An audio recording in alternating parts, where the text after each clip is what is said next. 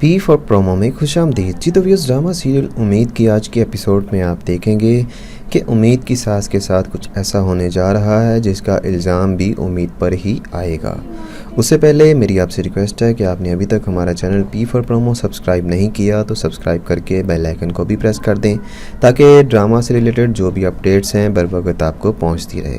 तो व्यूअर्स, उम्मीद की नए आने वाली एपिसोड में आप देखेंगे कि उम्मीद की सास की सहेलियां जो हैं वो उसको कहीं हाल में भी टिकने नहीं दे रही। पहले तो ये इसको उम्मीद के ख़िलाफ़ कर रही थी और अब उम्मीद की फेवर में बोल रही हैं।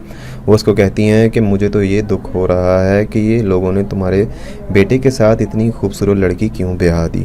तो दूसरे लम्हे ये कहती हैं कि वो तुम्हारे बेटे के साथ बहुत प्यार करती है। तो पहले तो हम ये सोच रहे थे कि ये पैसों की लालच में किया है। तो उम्मीद की सास जो है वो कहती है कि मुझे तो तुम्हारी समझ नहीं आ रही, तुम मेरी सास की बुराई कर रही हो या मेरे बेटे के अपाहिज होने का बयान कर रही हो।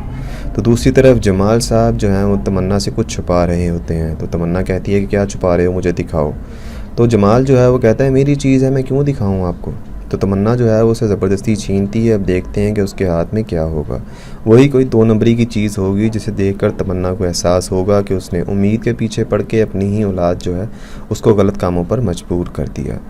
दूसरी तरफ फिर उम्मीद की सास जो है वो स्लिप हो जाती है और ऐन वक्त पर वहाँ रमीज़ भी आ जाता है। तो रमीज़ काम वाली पर गुस्सा होता है कि तुम क्या सफाई करती हो, ये सफाई की है। तो काम वाली आगे से कहती है कि मुझे नहीं पता कि क्या हुआ, तो यहाँ पे तो कोई ऑयल गिरा था और हम में से तो कोई ऑयल इस्तेमाल करता नहीं है।